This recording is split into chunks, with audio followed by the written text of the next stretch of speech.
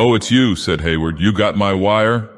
The light from the doorway of the cottage outlined his tall, lean figure, making his shadow a long, black blotch on the narrow bar of radiance that shone across the sand to where green-black rollers were surging. A seabird gave a shrill, eerie cry from the darkness, and I saw Hayward's silhouette give a curious little jerk. "Come in," he said quickly, stepping back. Mason and I followed him into the cottage. Michael Hayward was a writer, a unique one. Very few writers could create the strange atmosphere of eldritch horror that Hayward put into his fantastic tales of mystery. He had imitators, all great writers have, but none attained the stark and dreadful illusion of reality with which he invested his oftentimes shocking fantasies. He went far beyond the bounds of human experience and familiar superstition, delving into uncanny fields of unearthliness. Blackwood's vampiric elementals, Mr. James's loathsome leeches, even the black horror of de Maupassant's Horla and Bierce's Damned Thing paled by comparison.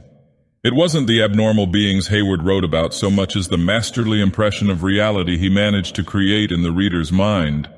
The ghastly idea that he wasn't writing fiction but was simply transcribing on paper the stark, hellish truth. It was no wonder that the jaded public avidly welcomed each new story he wrote. Bill Mason had telephoned me that afternoon at the Journal where I worked and had read me an urgent telegram from Hayward asking, in fact begging us to come at once to his isolated cottage on the beach north of Santa Barbara. Now, beholding him, I wondered at the urgency. He didn't seem ill, although his thin face was more gaunt than usual, and his eyes unnaturally bright.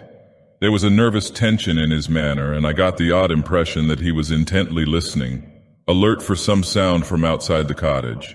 As he took our coats and motioned us to chairs, Mason gave me a worried glance. Something was wrong. Mason sensed it. I sensed it. Hayward filled his pipe and lit it, the smoke wreathing about his stiff black hair. There were bluish shadows in his temples. "What's up, old man?" I hazarded. "We couldn't make head nor tail of your wire." He flushed. "I guess I was a little flurried when I wrote it. You see, Jean?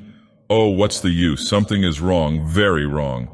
At first I thought it might be my nerves, but it isn't."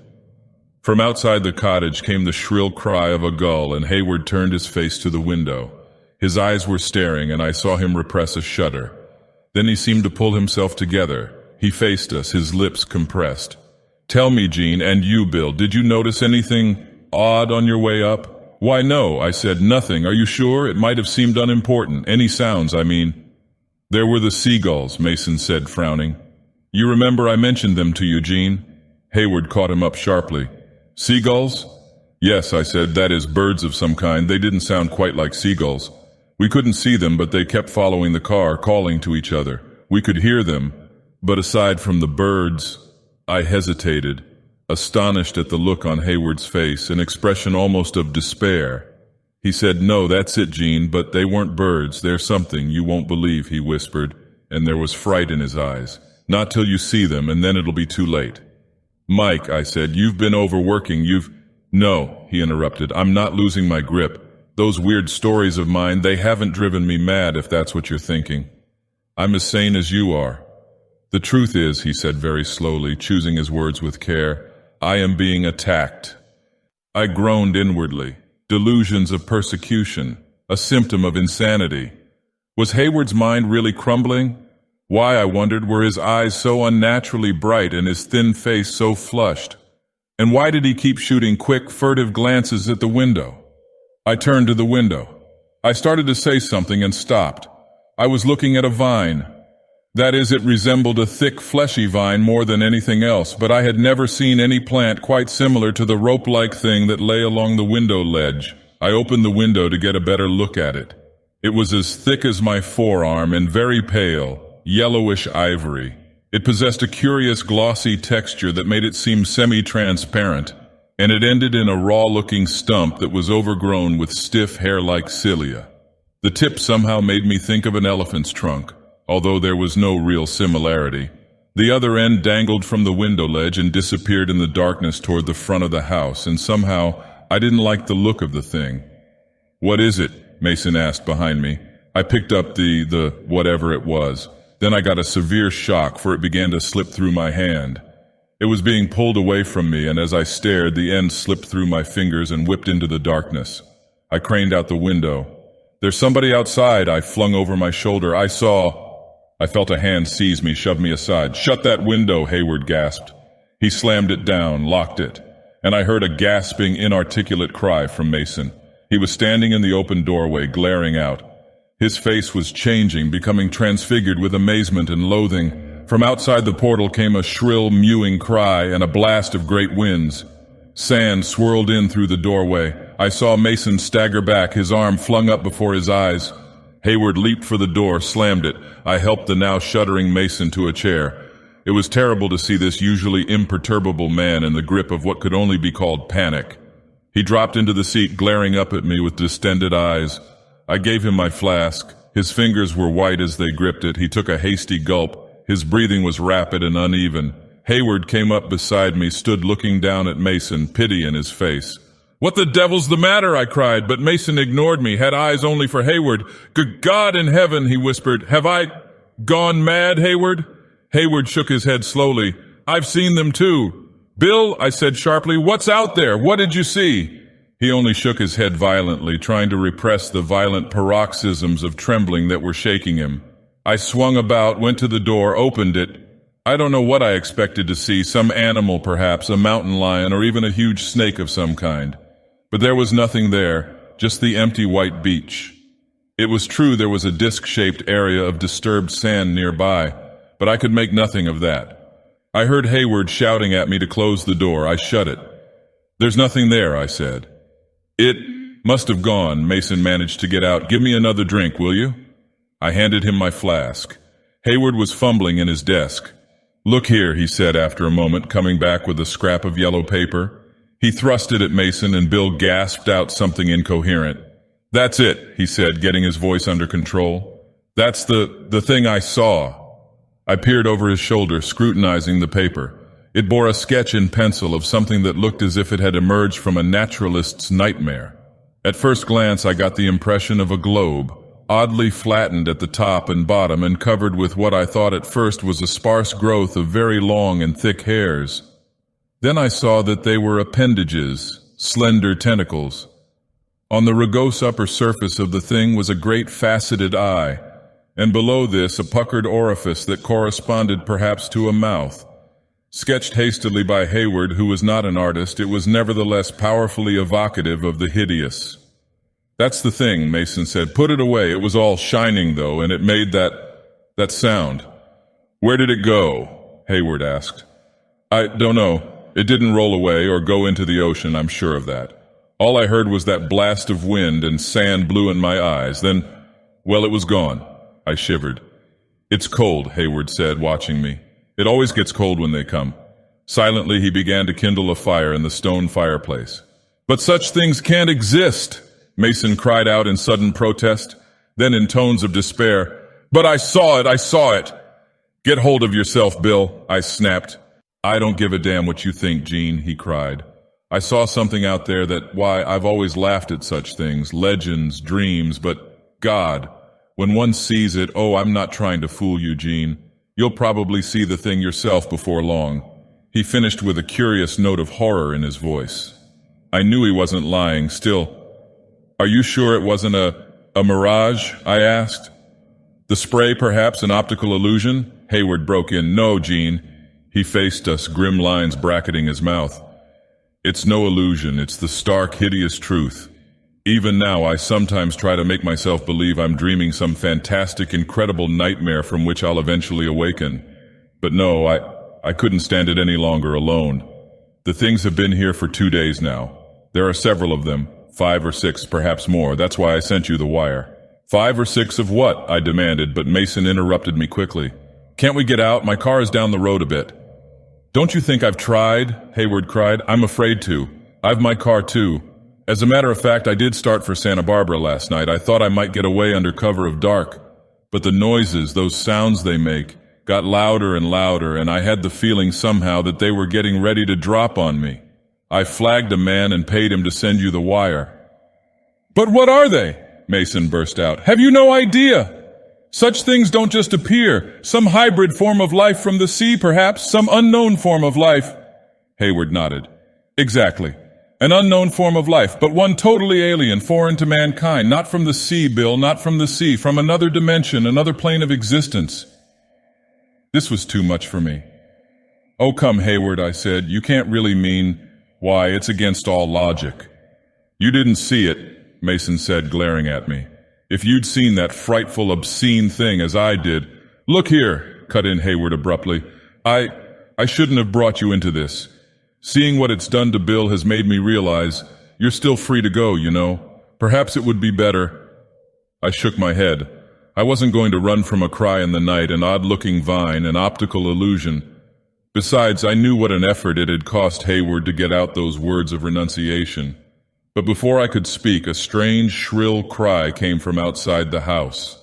Hayward glanced quickly at the window. He had pulled the shade down. His face was grave. I've changed my mind, he said. You mustn't leave the house tonight. Tomorrow, perhaps.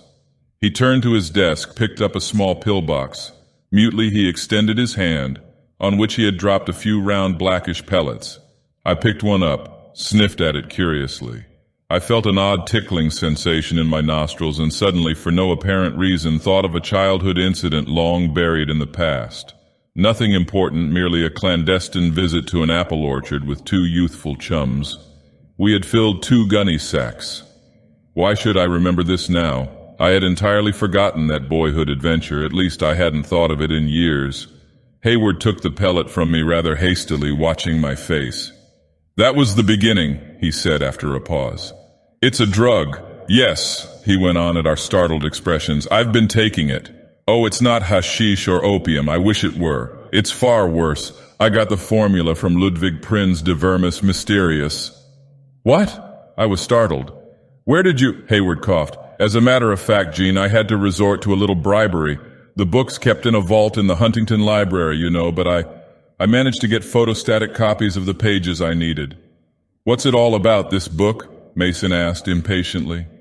Mysteries of the Worm, I told him. I've seen it mentioned in dispatches at the paper. It's one of the tabooed references. We've got orders to delete it from any story in which it appears.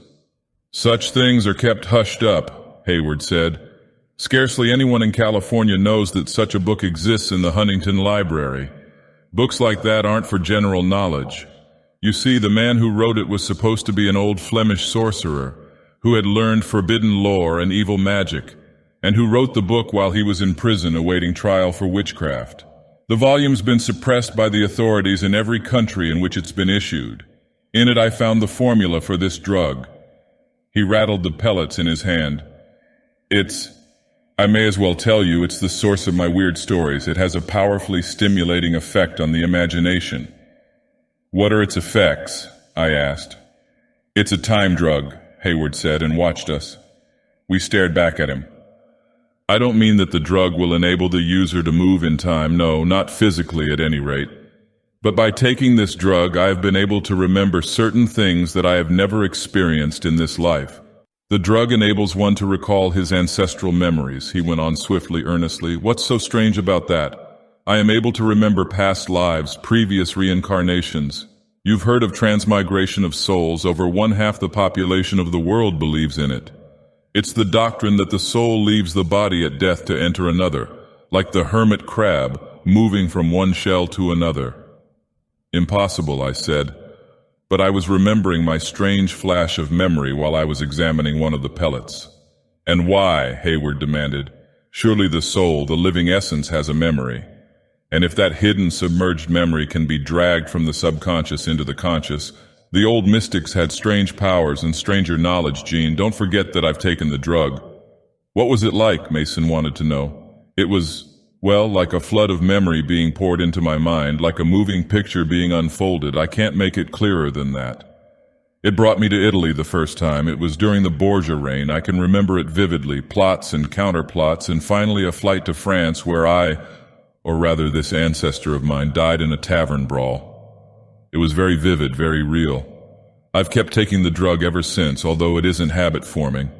After I wake up from my dream state, it takes from 2 to 4 hours generally. My mind feels clear, free, unleashed. That's when I do my writing. You have no idea how far back these ancestral memories go. Generations, ages, inconceivable eons. Back to Genghis Khan, back to Egypt and Babylon, and further than that, back to the fabulous sunken lands of Mu and Atlantis. It was in those first primal memories, in a land which exists today only as a memory and a myth, that I first encountered those things. The horror you saw tonight. They existed on Earth then, uncounted millennia ago. And again the skirling shrill cry shrieked out. This time it sounded as if it came from directly above the cottage. I felt a sudden pang of cold as though the temperature had taken an abrupt drop. There was a heavy, ominous hush in which the crashing of the surf sounded like the thunder of great drums. Sweat was standing out in beads on Hayward's forehead. "I've called them to Earth," he muttered dully, his shoulders drooping. The mysteries of the worm gave a list of precautions to be taken before using the drug, the narcotic pentagon, the kabbalistical signs of protection, things you wouldn't understand. The book gave terrible warnings of what might happen if those precautions weren't taken. Specifically mentioned those things. The dwellers in the hidden world, it called them. But I neglected finally to safeguard myself. I didn't foresee. I thought I might get a stronger effect from the drug if I didn't take the directed precautions, improve my stories. I unbarred the gateway and called them to Earth again. He stared into space, his eyes blank and unseeing. "I have committed terrible sin by my neglect," he muttered, it seemed to himself. Mason was suddenly on his feet, his whole body shaking. "I can't stay here, it'll drive us all mad. It's only an hour's drive to Santa Barbara. I can't stand this waiting with that thing outside gloating over us." Was Mason too losing his nerve, his mind? In the face of this unseen menace, whatever it was, seabirds, a mirage of spray, men perhaps, were responsible for Mason's fear. I tried to tell myself that. But deep in my heart I knew that no ordinary fear could have driven my two companions to the verge of craven hysteria. And I knew that I felt a strange reluctance to go out into that brooding, silent darkness on the beach. "No," Hayward said, "we can't. That'd be walking right into the thing. We'll be all right in here." But there was no reassurance in his voice. "I can't stay here doing nothing," Mason shouted. "I tell you, we'll all go crazy. Whatever that thing is, I've got my gun, and I'll stake bullets against it any time. I'm not staying here." He was beside himself. A short time ago, the thought of venturing outside the cottage had seemed horrible to him. Now he welcomed it as an escape from nerve-wracking inaction. He pulled a vicious, flat automatic from his pocket, strode to the door. Hayward was on his feet, stark horror in his eyes. "For the love of God, don't open that door," he shouted. But Mason flung open the door, ignoring him. A gust of icy wind blew in upon us. Outside fog was creeping in, sending greasy tendrils coiling like tentacles toward the doorway. "Shut the door," Hayward screamed as he lunged across the room. I made a hasty move forward as Mason sprang out into the darkness. I collided with Hayward, went reeling. I heard the gritty crunch of Mason's footsteps on the sand and something else. A shrill mewing cry, somehow fierce, exultant. And it was answered from the distance by other cries, as though dozens of seabirds were wheeling high above us, unseen in the fog. I heard another strange little sound. I couldn't classify it. It sounded vaguely like a shout that had been clipped off abruptly. There was a rushing howl of winds, and I saw Hayward clinging to the door, staring out as though stupefied. In a moment I saw why. Mason had vanished, utterly and completely, as though he had been borne off by a bird of prey. There was the empty beach, the low dunes to the left, but not a sign of Bill Mason. I was dazed. He couldn't have sprinted from sight during the brief time my eyes had been turned away, nor could he have hidden beneath the house, for it was boarded down to the sand. Hayward turned a white-lined face to me. "They've got him," he whispered. "He wouldn't listen to me. Their first victim. God knows what will happen now." Nevertheless, we searched. It was in vain.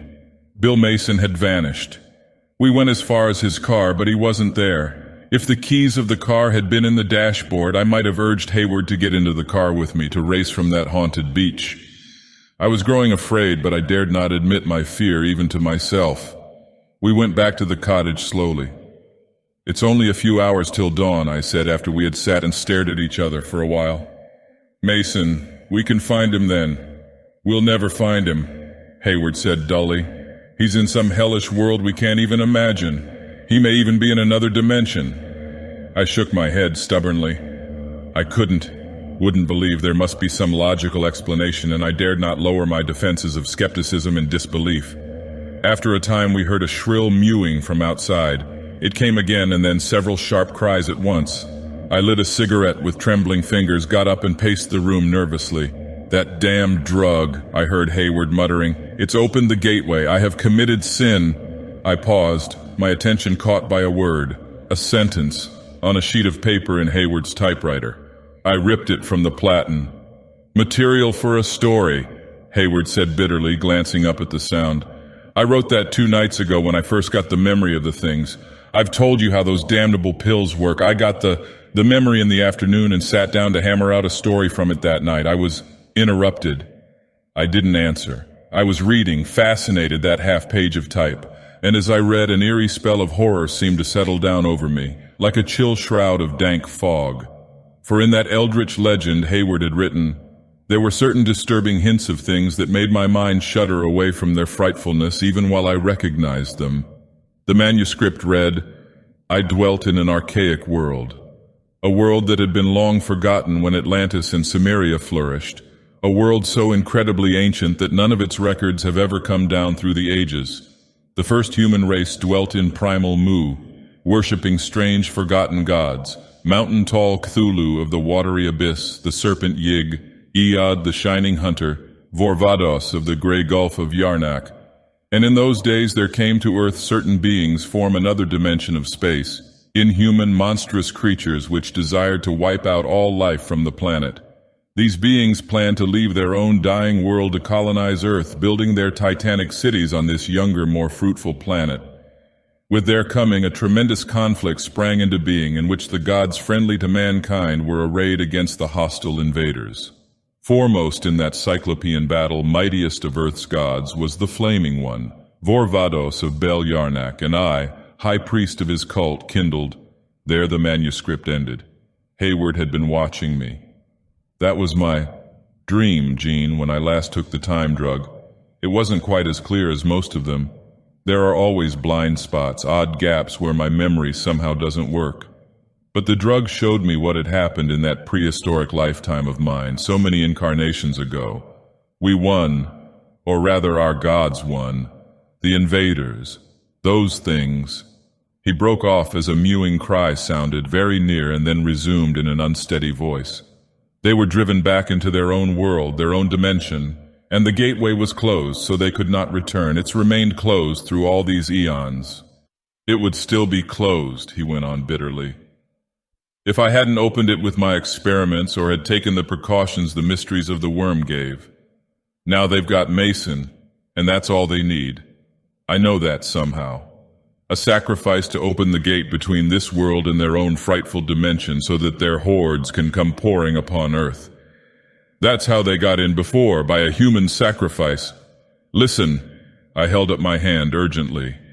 The mewing cries had died, but there was another sound, a faint high-pitched moaning coming from outside the cottage. Hayward didn't move. It may be Mason, I jerked out as I went to the door. Momentarily I hesitated and then swung it open, stepped out on the sand. The moaning grew louder. Hayward slowly came up by my side.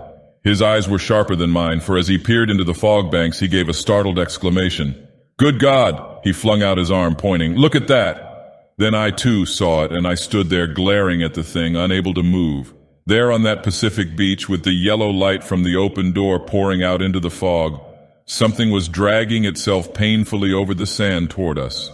Something distorted, misshapen, uttering little whimpering cries as it pulled itself along. It came into the beam of light and we saw it distinctly. Beside me, Hayward was swaying back and forth, making hoarse sounds as though he were trying to scream and couldn't. I stumbled back, flinging up my arm to shield my horrified eyes, croaking, "Keep away, for God's sake, stay back, you're not Bill Mason, damn you, stay back." But the thing kept on crawling toward us. The black, sightless hollows where its eyes had been were grim shadows in the dim light. It had been flayed alive, and its hands left red marks on the sand as it crept. A patch of bare white skull shone like a frightful tonsure on the crimsoned head. Nor was that all, but I cannot bring myself to describe the dreadful and loathsomely abnormal changes that had taken place in the body of the thing that had been Bill Mason. And even as it crawled, it was changing. A dreadful metamorphosis was overtaking it. It seemed to be losing its outline, to sprawl down until it wriggled rather than crawled along the sand. Then I knew. In the space of seconds, it was reversing the entire evolutionary upsurge of the human species. It squirmed there like a snake, losing its resemblance to anything human as I watched, sick and shuddering. It melted and shrank and shriveled until there was nothing left but a loathsome foul ichor that was spreading in a black puddle of odious black slime. I heard myself gasping hysterical, unintelligible prayers, and suddenly a piercing shock of cold went through me. High in the fog, I heard a mewing, shrill call. Hayward clutched at my arm, his eyes blazing. "It's come," he whispered. "It's the sacrifice. They're breaking through."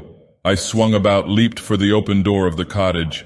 The icy, unnatural chill was numbing my body, slowing my movements. "Come on," I shouted to Hayward. "You fool, don't stay out there. There has been one sacrifice already. Must there be others?" He flung himself into the house, and I slammed and locked the door. Shrill, unearthly cries were coming from all directions now, as though the things were calling and answering one another. I thought I sensed a new note in the cries, a note of expectation, of triumph. The window shade rolled up with a rattle and a snap, and the fog began to move past the pane, coiling and twisting fantastically. At a sudden gust, the window shook in its casing. Hayward said under his breath, "Atmospheric disturbances. Oh my God, poor Mason. Watch the door, Gene." His voice was strangled. For a moment I saw nothing. Then the door bulged inward as though frightful pressure had been applied from without. A panel cracked with a rending sound, and I caught my breath. Then it was gone. The metal doorknob had a white rime of frost on it.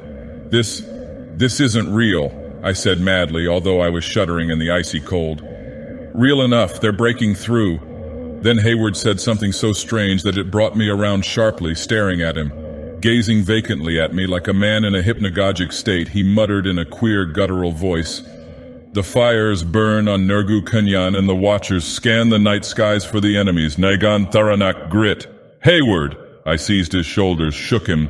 Life came back into his eyes. "Blind spot," he muttered. "I remembered something. Now it's gone." He flinched as a new outburst of the mewing cries came from above the house. But a strange and incredible surmise had burst upon my brain. There was a way out, a key of deliverance from evil. Hayward had it and did not know it. "Think," I said breathlessly. "Think hard. What was it, that memory? Does that matter now? He saw the expression on my face. Its meaning flashed across to him, and he answered, not quickly, not slowly, but dreamily. "I seemed to be on a mountain peak, standing before the altar of Vorvados, with a great fire flaming up into the darkness. Around me there were priests in white robes. Watchers. 'Hayward,' I cried, 'Vorvados, look here.' I snatched up the half-page of the manuscript, read from it hastily. The gods friendly to man were arrayed against the invaders. 'I see what you mean,' Hayward cried. 'We triumphed then, but now—' 'Hayward,' I persisted desperately, 'your flash of memory just now, you were standing on a mountain while the watchers scanned the night skies for the enemies, you said. The enemies must have been those creatures. Suppose the watchers saw them.' Suddenly the house shook under an impact that was not the work of the screaming wind. God, would my efforts bear fruit too late? I heard an outburst of the shrill cries, and the door creaked and splintered. It was dreadfully cold. We were flung against the wall, and I staggered, almost losing my balance. Again the house rocked under another battering ram impact. My teeth were chattering, and I could hardly speak. A black dizziness was creeping up to overwhelm me, and my hands and feet had lost all feeling. Out of a whirling sea of darkness I saw Hayward's white face. "It's a chance," I gasped, fighting back the blackness. "Wouldn't there have been some way of summoning the gods, the friendly gods, if the watchers saw the enemies? You were high priest in that former life. You'd know how to summon—" The door crashed, broke. I heard wood being torn ruthlessly apart, but I dared not turn. "Yes," Hayward cried, "I remember. There was a word."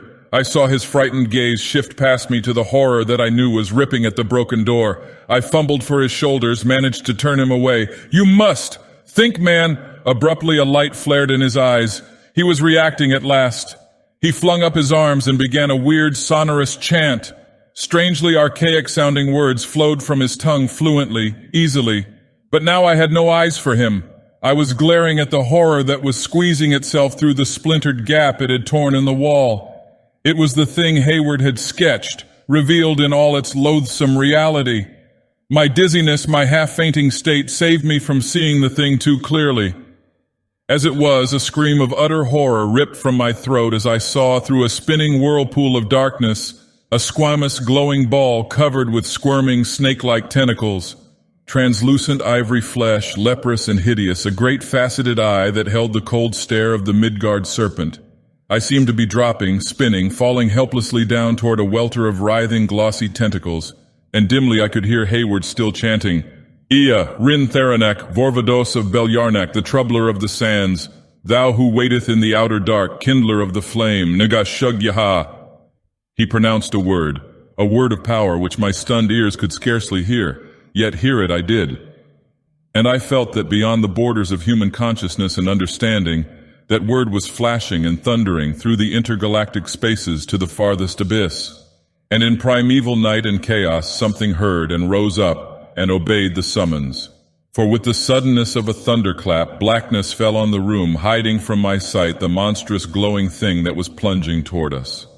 I heard a dreadful skirling cry, and then there was utter silence in which I could not even hear the recurrent crashing of the surf. The abysmal cold sent sharp flashes of pain through me. Then out of the darkness there rose up before us a face. I saw it through a haze of silvery mist that clung about it like a veil. It was utterly inhuman, for the half-seen features were arranged in a pattern different to mankind, seeming to follow the strange pattern of some unfamiliar and alien geometry. Yet it did not frighten, it calmed. Through the silver mist I made out strange hollows, fantastic curves and planes. Only the eyes were clear, unmistakable, black as the empty wastes between the stars, cold in their unearthly wisdom. There were tiny dancing flames flickering in those eyes, and there were little flames too, playing over the strange, inhuman countenance. And although not a shadow of emotion passed over those brooding, passionless eyes, I felt a wave of reassurance. Suddenly all fear left me. Beside me, unseen in the darkness, I heard Hayward whisper, Vorvados, the kindler of the flame. Swiftly the darkness receded, the face faded to a shadowy dimness. I was looking not at the familiar walls of the cottage, but at another world. I had gone down with Hayward into the profundities of the past. I seemed to be standing in a vast amphitheater of jet, and around me, towering to a sky sprinkled with an infinite multitude of cold stars, I could see a colossal and shocking city of scalene black towers and fortresses, of great masses of stone and metal, arching bridges and cyclopean ramparts.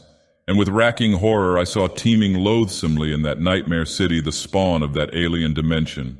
Hundreds, thousands, surging multitudes of them hanging motionless in the dark, clear air, resting quiescent on the tiers of the amphitheater, surging across the great cleared spaces.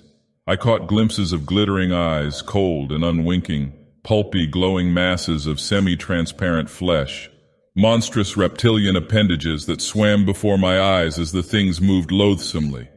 I felt contaminated, defiled. I think I shrieked, and my hands flew up to shut out that intolerable vision of lost Abaddon, the dimension of the invaders, and abruptly that other-world vision snapped out and vanished. I saw the godlike alien face fleetingly, felt the cool glance of those strange, omniscient eyes. Then it was gone, and the room seemed to rock and sway in the grip of cosmic forces. As I staggered and almost fell, I saw again around me the walls of the cottage. The unbearable chill was no longer in the air. There was no sound but the pounding of the surf. The wind still sent the fog twisting past the window, but the brooding, oppressive feeling of age-old evil had utterly vanished. I sent an apprehensive glance at the shattered door, but there was no trace of the horror that had burst into the cottage. Hayward was leaning limply against the wall, breathing in great gasps. We looked at each other dumbly. Then, moved by a common impulse, we went, half staggering, to the splintered gap where the door had been, out onto the sand. The fog was fading, vanishing, torn into tatters by a cool, fresh wind. A starlit patch of night sky glittered above the cottage. "Driven back," Hayward whispered, "as they were once before, back to their own dimension and the gateway locked." but not before a life was taken by them, the life of our friend. May heaven forgive me for that. Suddenly he turned, went stumbling back into the cottage, great dry sobs racking him, and my cheeks too were wet. He came out. I stood at his side as he threw the time pellets into the sea. Never again would he go back to the past. He would live henceforth in the present, and a little in the future, as was more fitting, decenter for human beings to do.